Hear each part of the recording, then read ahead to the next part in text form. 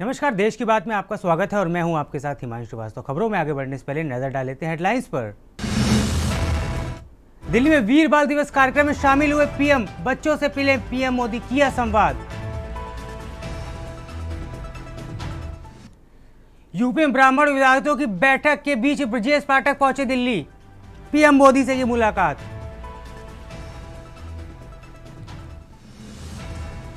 लखनऊ की सड़कों में गमले चोरी,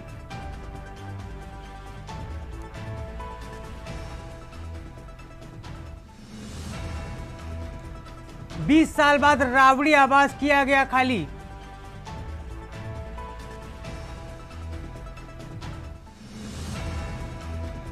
सोने चांदी के दामों में रिकॉर्ड बढ़ोतरी, एक दिन में 13,117, महंगी होकर 2,32,00,000 सोना पार। पहाड़ से मैदान तक कड़ाके की ठंड, कोहराम उत्तर भारत में, कोहरे और सर्दी का डबल अटैक। आप देख रहे हैं के न्यूज, खबरों का सारथी। अब रुक करते खबर आपको कानपुर से बताने जा रहे हैं, जहां बिठूर पुलिस को बड़ी सफलता हाथ लगी। बीते दिन टिकरा कस्बे में पत्नी ने पति की हत्या की थी। बिठूर पुलिस ने टीमें लगातार पत्नी की तलाश में जुटी हुई थी। टिकरा कस्बे से हुई महिला की गिरफ्तारी। बुधवार की रात वारदात को अंजाम दिया गया था।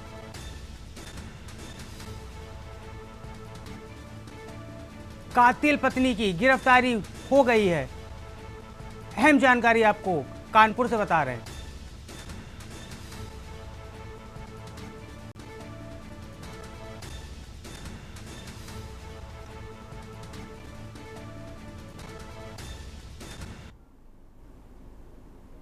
उत्तर प्रदेश ने आयुष्मान भारत योजना के प्रभावी क्रियान्वयन में एक बड़ी उपलब्धि हासिल की। केंद्र सरकार के राष्ट्रीय स्वास्थ्य प्राधिकरण द्वारा आयोजित नेशनल ग्रीवांस वर्कशॉप में उत्तर प्रदेश की एजेंसी साचीज को बेहतरीन कार्यप्रणाली के लिए सम्मानित किया गया। आपको बताते हैं, जुलाई 2025 से अब तक उत्तर प्रदेश सरकार ने 2200 करोड़ रुपए का भुगतान किया। यह आंकड़ा पिछले साल की इसी अवधि की तुलना में दोगुना है।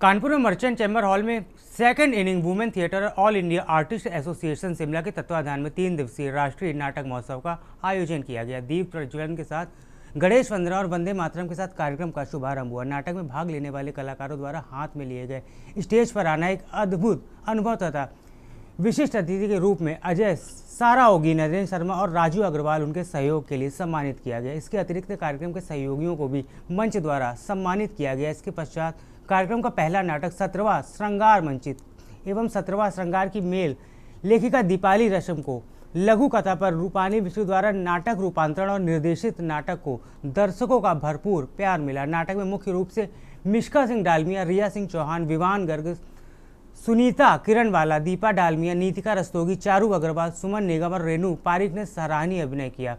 सुमन बाजपेयी के सुर और अन्य गोयल के नृत्य के निर्देशन में भी तालियां खूब बटोरी। कार्यक्रम की शुरुआत में संस्था के अध्यक्ष अनुल गोयल ने संस्था और नाटक समारोह के बारे में दर्शकों को बताया और साथ ही बताया कि कानपुर में मातृप्राय थिएटर पुनर्जागरण के लिए यह महोत्सव संजीवनी का काम करेगा।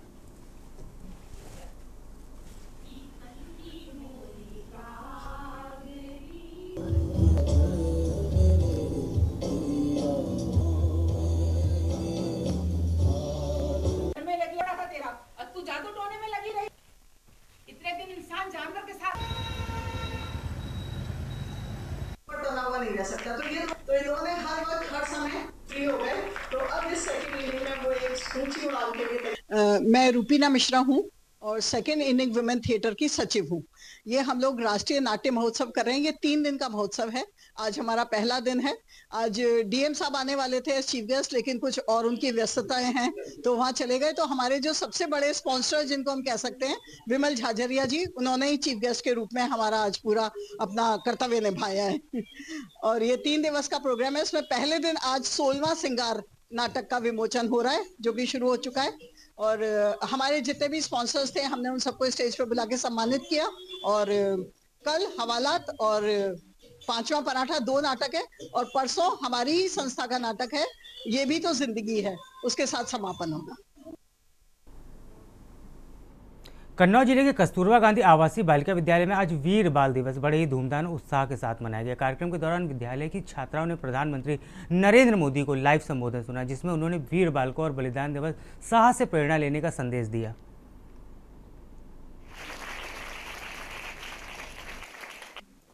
दिसंबर को वीर बाल दिवस के उपलक्ष्य में जिलाधिकारी के महोदय के निर्देशानुसार समस्त कस्तूरबा गांधी बालिका विद्यालय में यह कार्यक्रम का आयोजन किया गया है, जिसमें सभी विद्यालयों में सांस्कृतिक कार्यक्रम, माननीय प्रधानमंत्री जी का लाइव टेलीकास्ट तथा मेडिकल टीम द्वारा चिकित्सा परीक्षण किया गया है।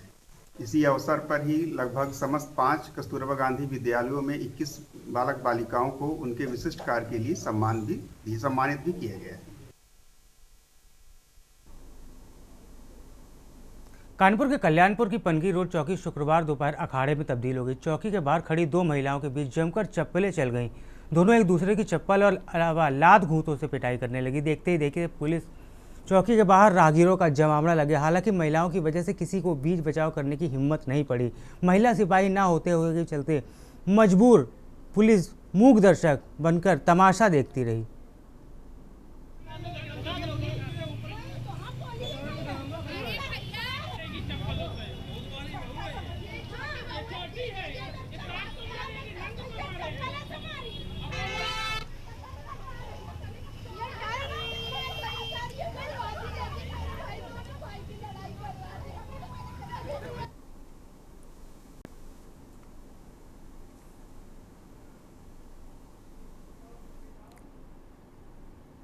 जहां पूरा देश नए साल की खुशियों की तैयारी में है, तो वहीं नए साल के ठीक 5 दिन पहले रेलवे ने यात्रियों को महंगे टिकट का तोहफा देकर हैप्पी न्यू ईयर बोल दिया है।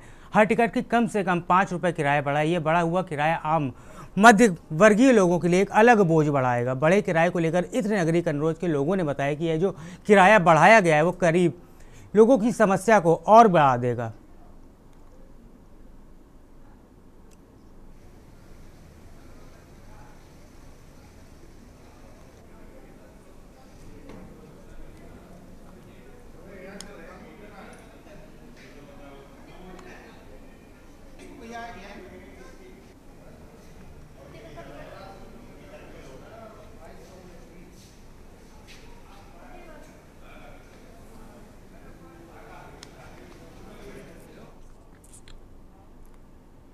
यूपी के महोबा में पुलिस ने मुठभेड़ के बाद 25,000 के इनामिया गैंगस्टर के वांछित शातिर अपराधियों को मुठभेड़ के बाद गिरफ्तार करने में सफलता हासिल की। गिरफ्तार किए गए शातिर बदमाश के पास से पुलिस ने अवैध तमंचा, जिंदा और कारतूस खोखा बरामद कर उसे इलाज के लिए जिला अस्पताल में भर्ती कराया है।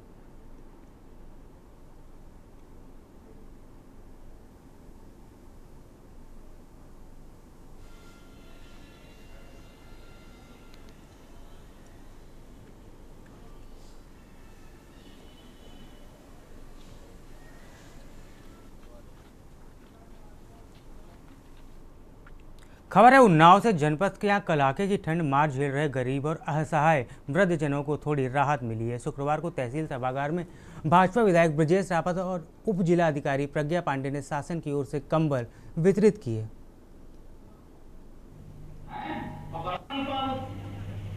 या इसे कार्यक्रम आ नहीं पाओ तो सरकार की योजना की जानकारी होगा।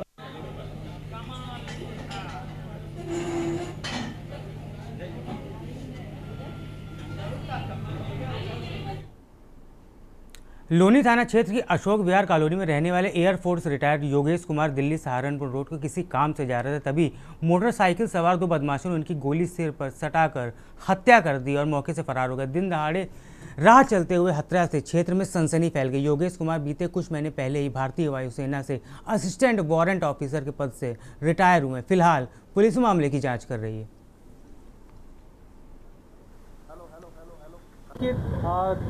दिनांक आज 26/12/25 को करीब 12:45 बजे 112 से सूचना प्राप्त हुई कि थाना लोनी क्षेत्र अंतर्गत अशोक विहार चौकी क्षेत्र में एक व्यक्ति की हत्या हो गई है। मौके पर तुरंत पहुंचकर पुलिस द्वारा सब जानकारी जुटाई गई तो यह पता चला कि मृतक का नाम योगेश है, उम्र करीब 58 वर्ष है। बॉडी को तुरंत पंचायतनामा की कार्रवाई करते हुए पोस्टमार्टम हेतु मॉर्चरी भेजा गया है। यहाँ की सीसीटीवी कैमरों की तलाश की जा रही है। जल्दी इस घटना का सफल अनावरण किया जाएगा। इस समय मैं मौजूद हूँ लोनी कोतवाली क्षेत्र के अशोक विहार कॉलोनी में, जहाँ पर कुछ समय पहले ही योगेश कुमार नामक व्यक्ति की गोली मारकर हत्या कर दी। आप देख पाएंगे यहाँ पर पुलिस बल भी तैनात है, क्षेत्राधिकारी मौजूद है, तमाम पुलिस बल मौजूद है। वहीं पुलिस अब हत्यारों की धरपकड़ की तलाश में लगी हुई है। योगेश कुमार एयरफोर्स का रिटायर्ड कर्मचारी है जो कुछ ही दूरी पर यहाँ से रहता है। वहीं बता दें कि कुछ ही दूरी पर यहाँ से कुस्ता पुलिस चौकी है जो कुछ ही मीटर की दूरी पर कहा जा सकता है, यानी कि पुलिस चौकी के पास में घात लगाकर बैठे हुए दो मोटरसाइकिल सवार युवकों ने योगेश कुमार की हत्या कर दी। योगेश कुमार अपने घर से निकलकर कहीं जा रहा था और जब जैसे ही यहाँ पर पहुंचा, पहले से ही इंतजार कर रहे दो युवकों ने योगेश कुमार को जबरन पकड़ लिया और हालांकि खींचतान हुई। योगेश कुमार ने उन अपराधियों से भागने की कोशिश की, लेकिन गोली के सामने योगेश कुमार हार गया और योगेश को गोली लगी है। हत्या के बाद हत्यारे मौके से फरार हो चुके हैं। आपको बता दें कि दिल्ली सहारनपुर मुख्य मार्ग है और इसी मार्ग के किनारे पर यहीं पर हत्या की गई है और गोलियों की तड़तड़ाहट के बाद ये यहाँ पर जो दुकानें हैं, दुकानें बंद हो चुकी हैं और प्रत्यक्षदर्शियों की बात करें तो कैमरे पर बोलने को कोई तैयार नहीं। हालांकि अब लोनी पुलिस हत्या के कारणों और हत्यारों की तलाश में जुटी हुई है। अब देखना होगा कि कब तक पुलिस हत्यारों को सलाखों के पीछे पहुंचाएगी। जयवीर मावी, के न्यूज, गाजियाबाद।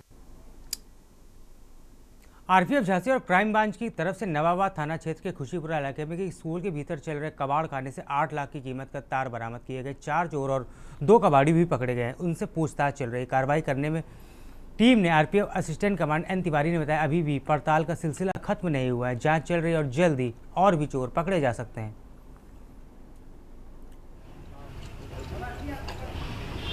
रेलवे सुरक्षा बल को रेल के सामान के चोरी होने की सूचनाएं मिली थी, तो रेलवे सुरक्षा बल ने अपना मुखबिर सिस्टम एक्टिवेट किया और हम लोगों को आरपीएफ झांसी को ये लीड मिली कि खुशीपुरा इंटर कॉलेज, खुशीपुरा के पास एक इंटर कॉलेज है, वहाँ पर एक कबाड़ी के यहाँ कुछ माल है। इस सूचना के आधार पर रेलवे सुरक्षा बल झांसी और क्राइम ब्रांच झांसी ने मिलकर संयुक्त कार्रवाई किया और वहाँ से सिग्नल के बहुत भारी मात्रा में केबल वायर बरामद किया। करीब 8 लाख 6-7, अभी उसका मूल्यों का आकलन नहीं किया जा सका है, लेकिन जो केबल के ड्रम होते हैं बड़े बड़े, उसके अवशेष मिले और सिग्नल के तारों को छीला जा रहा था। छील के उसमें का कापर निकालने का प्रयास किया जा रहा था, उसको बरामद किया कल आरपीएफ ने।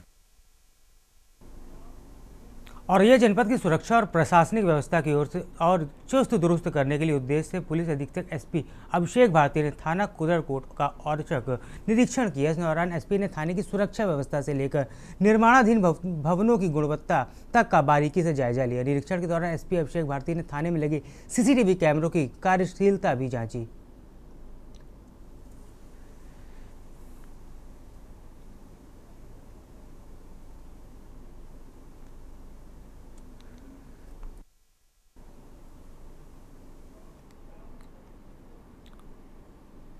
गाजीपुर में समाजवादी पार्टी सपा के महासचिव शिवपाल यादव ने भारतीय जनता पार्टी पर जमकर निशाना साधा है। वह यहाँ सपा विधायक ओम प्रकाश सिंह के भतीजे रघुराज सिंह के निधन पर शोक व्यक्त करने पहुंचे थे। भाजपा के ब्राह्मण विधायकों की बैठक पर प्रतिक्रिया देते हुए शिवपाल यादव ने कहा कि भाजपा सरकार से समाज लोग बहुत दुखी हैं, जिससे ब्राह्मण समाज भी शामिल है। उन्होंने आह्वान किया है कि जो ब्राह्मण समाज के लोग दुखी हैं वे सपा के साथ आएँ, उन्हें पूरा सम्मान दिया जाएगा।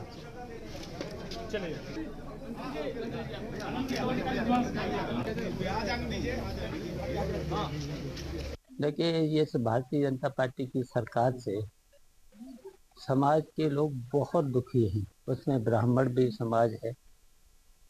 तो हमारा तो उनसे यही कहना है कि जितने भी दुखी हैं ब्राह्मण समाज के लोग जो दुखी हैं, हमारे साथ आएं और हमारे साथ आने पर उन्हें पूरा सम्मान देने का काम हम लोग करें। ऐसे सर, आप पीडीओ को लेकर के चल रहे हैं और पीडीओ से ब्राह्मण समाज अपने को खुद अलग मान रहे हैं। देखिए, हम लोग, आप सब लोग जानते हो, समाजवादी हैं। झांसी के चिरगांव इलाके में परीक्षा नहर के पास कानपुर से आ रही एक ट्रक अनियंत्रित हो गया। और पानी में गिर गया। ट्रक की चपेट में आने की वजह से किनारे खड़ा एक नमकीन का ठेला और उस पर खड़े ग्राहक भी इस घटना में घायल हो गए हैं। पानी से एक व्यक्ति का शव बाहर निकाल लिया गया। एक घायल को झांसी मेडिकल कॉलेज भेजा गया और अन्य 3 लोगों की तलाश जारी है।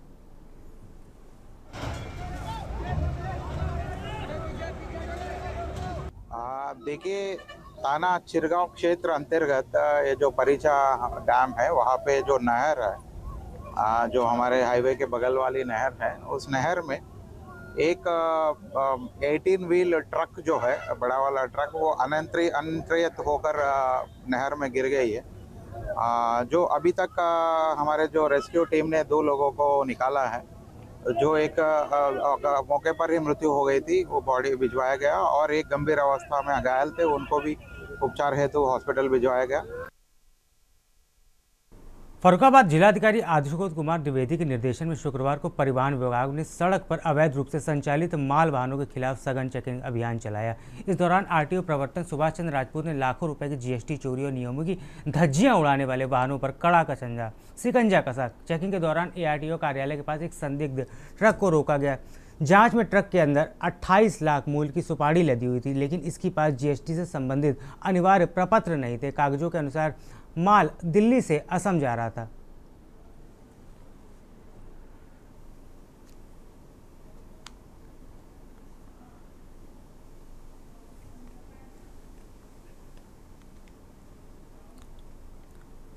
हल्द्वानी में भारतीय जनता पार्टी के अनुसूचित मोर्चे में पदाधिकारी ने भारतीय जनता पार्टी के प्रदेश प्रभारी दुष्यंत गौतम के ऊपर सोशल मीडिया में चल रहे आरोप पर सफाई देते हुए कहा कि अनुसूचित समाज निकाल कर राष्ट्रीय महामंत्री तक पहुंचे। दुष्यंत गौतम को कांग्रेस के षड्यंत्र से अनर्गल और आधारहीन आरोप लगाए जाने का प्रयास किया जा रहा है।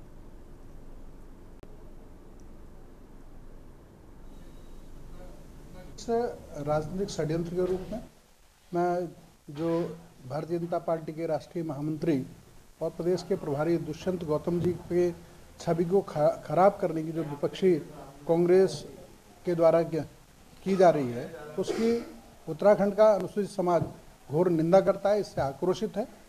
क्योंकि दुष्यंत गौतम जी भारतीय जनता पार्टी के वरिष्ठतम नेता हैं। आज देश में एक अनुसूचित समाज के नेतृत्व के रूप में उनकी छवि बनी है, उसकी छवि को खराब करने की जो कोशिश की गई है, इसकी हम निंदा करते हैं।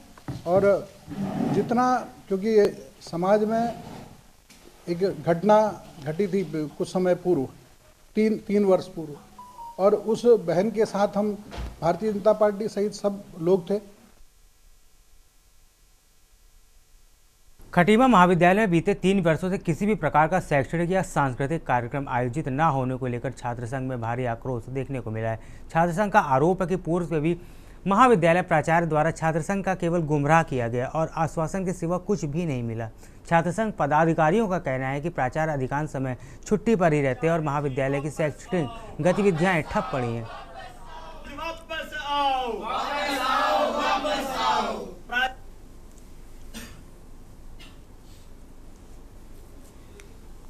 मामला ये है कि हमारे जो प्राचार्य जी हैं वो शायद हो गए हैं लापता, उनका कोई पता नहीं है। उनको सिर्फ एक भाषा पता है, वो है झूठ, और वो सिर्फ छात्रों को गुमराह करते हैं और कुछ नहीं करते हैं। हमने पूछा गुरुजी आप कहाँ गए हैं, तो पहली बात तो उनने कुछ भी नहीं, किसी को कुछ बताया नहीं। अपना टेंडर जो भी था उनने निकाला, ना कोई कमेटी में छात्र संघ को रखा, ना कुछ किया। जो भी उनने अपनी मर्जी, जिसको ठेकेदार समझा, क्योंकि कॉलेज में है टीचर ठेकेदार, और टीचर अपने मुंह से ये बात बोलते हैं कि हाँ मैं ठेकेदार हूँ। ऐसा टीचरों की भाषा है कि वो बोलते हैं हम ठेकेदार हैं कॉलेज के। तो उन्होंने अपना टेंडर निकाला, सट से वो हो गए गायब। बोला कि कुछ मेरी 2 हफ्ते की ट्रेनिंग है, मैं उसमें जा रहा हूँ। ऑलमोस्ट 2 हफ्ते उनके हो गए। हमने फिर फ़ोन किया, सर आप कब आएंगे? उन्होंने बोला मैं 22 तारीख को आऊँगा। 22 को फ़ोन किया, बोला कि मैं 23 को आऊँगा। फिर 23, 24, 25 करते हुए 26 तारीख हो गई है। कांग्रेस नेता गुड्डू सिंह चौहान का कहना है कि उनके नए प्रदेश अध्यक्ष गणेश गोदियाल नेतृत्व में कांग्रेस पार्टी 2027 में सत्ता में वापसी करेगी। कोटद्वार की मीडिया को दिए अपने एक बयान में गुड्डू सिंह चौहान ने कहा कि कांग्रेस के कोटद्वार संगठन जिले के अंतर्गत यमकेश्वर और लैंड्सडाउन कोटद्वार विधानसभा में कांग्रेस से बेहतर प्रदर्शन कर जीत हासिल करेगी। बहुत बहुत पहले तो बधाई देना चाहता हूँ, शुभकामनाएं देना चाहता हूँ, और मैं समझता हूँ नई ऊर्जा के साथ पूरी पार्टी, नए संगठन के साथ सारे लोग मिलकर के 2027 की फतेह करेंगे। और तमाम लोग, पार्टी के पुराने और नए लोग, तमाम लोग जो है तीनों विधानसभाओं पर, कोटद्वार जिले की तीनों विधानसभाओं पर कांग्रेस पार्टी चुनाव जीतेगी।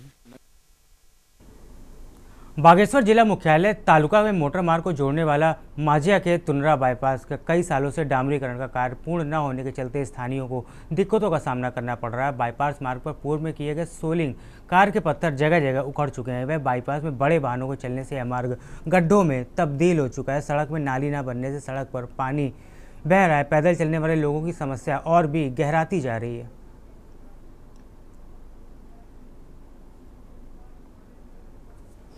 कोर्ट में लंबित है, इसको हम जब वहाँ से जो निर्णय आएगा तभी करवाएंगे, और नहीं तो इसका तो अभी डामरीकरण का भी था सरकारी तौर पर, लेकिन नहीं हो पा रहा है क्योंकि जब तक वहाँ से कोई निर्णय नहीं आएगा तब तक हम उसको नहीं कर सकते। नैनीताल में 22 से 25 नवंबर तक आयोजित हुए विंटर कार्निवाल में नैनीताल नगर पालिका सभासद और पालिका अध्यक्ष की उपेक्षा को लेकर आज पालिका अध्यक्ष डॉक्टर सरस्वती खेतवाल ने पालिका में आयोजित पत्रकारिता वार्ता के दौरान कहा कि कार्निवाल में शिरकत करने पहुंचे मुख्यमंत्री पुष्कर सिंह धामी ने उन्हें मिलने भी नहीं दिया गया।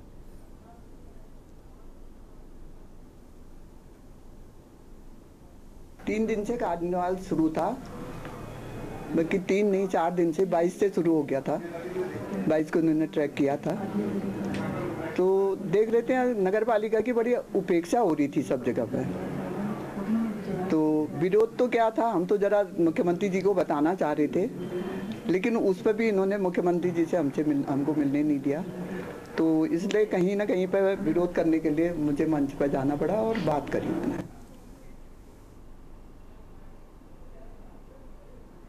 प्रदेश में इन दिनों चर्चित अंकिता भंडारी हत्याकांड का मामला दिन पर दिन नई सुर्खियां बनता जा रहा है। भाजपा के पूर्व विधायक सुरेश राठौर की तथाकथित पत्नी के द्वारा एक वीडियो जारी कर वीआईपी नाम पर भाजपा प्रभारी से जोड़ा गया। ऐसे में कांग्रेस को भी बैठे बिठाए एक मुद्दा मिल गया और कांग्रेस के पूरे मामले की सीबीआई जांच की मांग कर दी। अब बीजेपी के तमाम नेता इस पर अपना पक्ष रखते हुए कांग्रेस को कोसने की कोशिश कर रहे हैं। इसी कड़ी में आज भाजपा प्रदेश कार्यालय में भाजपा विधायक व प्रवक्ता खजन दास ने कांग्रेस पर आरोप लगाया कि इस तरह का कृत्य कर कांग्रेस और उक्त महिला अनुसूचित जाति के समाज की छवि को धूमिल करने की कोशिश कर रहे हैं, जिसका पार्टी और अनुसूचित जाति समाज कड़ा विरोध करेगा। देखिए, मैं कहना चाहूंगा कि अंकिता बहन हम सबकी बहन थी, हम सबकी बेटी थी, और जिस बेटी के साथ इस उत्तराखंड की धरती पे हुआ है वो दुखद है। इसकी मैं घोर भर्त्सना करता हूं और दोषियों को बख्शा भी नहीं गया, दोषियों के खिलाफ कार्रवाई भी हुई और 24 घंटे के अंदर हमारे माननीय मुख्यमंत्री श्रीमान पुष्कर सिंह धामी जी ने एसआईटी की जांच बिठाई और दोषियों को कार्रवाई की और आज जेल के अंदर हैं, और ऐसे लोगों को बख्शा भी नहीं जाएगा। देहरादून में एनएसयूआई में उत्तराखंड ने देहरादून में बिगड़ती स्वास्थ्य सेवाओं और आयुष्मान भारत योजना के अंतर्गत निजी अस्पतालों की कथित मनमानी के विरोध में मुख्य चिकित्सा अधिकारी देहरादून को ज्ञापन सौंपा। प्रदेश अध्यक्ष विकास नेगी के नेतृत्व में एनएसयूआई प्रतिनिधिमंडल ने आरोप लगाया कि गरीब मजदूर और मध्यम वर्ग के लोगों को समुचित स्वास्थ्य की सुविधाएं नहीं मिल पा रही हैं तथा कुछ निजी अस्पताल आयुष्मान कार्ड धारकों से अवैध वसूली व अनावश्यक जांचें कर रहे हैं।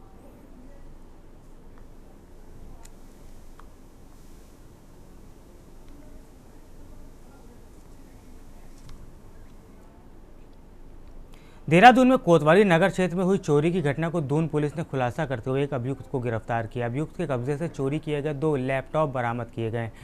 पुलिस के अनुसार 24 दिसंबर को घोसी नली निवासी नवीन पुंडीर के घर में लैपटॉप चोरी होने की शिकायत दर्ज हुई थी। वरिष्ठ पुलिस अधीक्षक के निर्देशन पर गठित पुलिस टीम ने सीसीटीवी व मुखबिर तंत्र की मदद से जांच करते हुए 25 दिसंबर को साहब एमजी टावर फरगर स्कूल के पास से अभियुक्त प्रिंस कश्यप को गिरफ्तार कर लिया। आपको बता दें, पूछताछ में अभियुक्त ने नशे की लत में चोरी की वारदात को करना अंजाम देने की बात स्वीकार की है।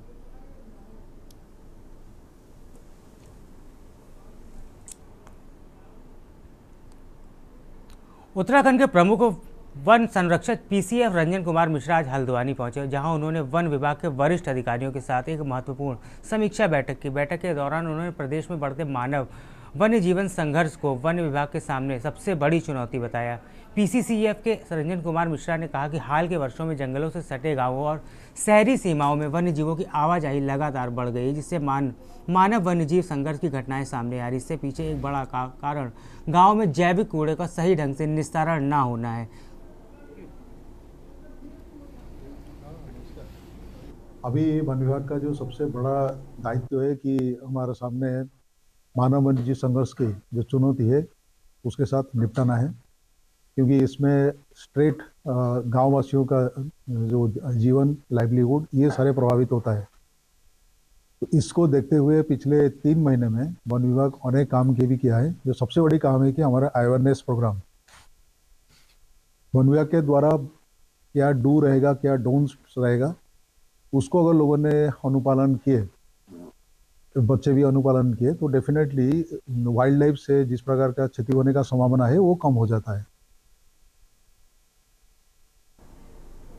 विधानसभा अध्यक्ष ऋतु भूषण का कहना है कि वे अपनी कोटद्वार विधानसभा की स्वास्थ्य सेवाओं को मजबूत करने की दिशा में लगातार प्रयास कर रहे हैं। कोटद्वार में मीडिया से बात करते हुए विधानसभा अध्यक्ष ने कहा कि अस्पताल में डॉक्टरों की जो कमी है उसे पूरा किया जा रहा है और मरीजों को बेहतर स्वास्थ्य सेवाएं मिल सके, इसके लिए प्रयास निरंतर जारी है।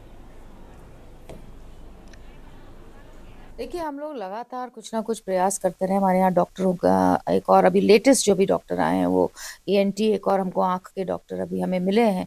आज भी हम जब पहुँचे हैं BL के माध्यम से एक बहुत ही वार्ड में साफ सुथरा सुंदर शौचालय बनाया गया है।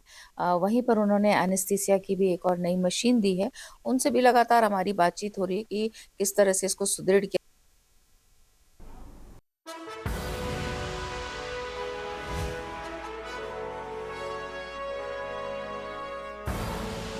आप देख रहे हैं के न्यूज़, खबरों का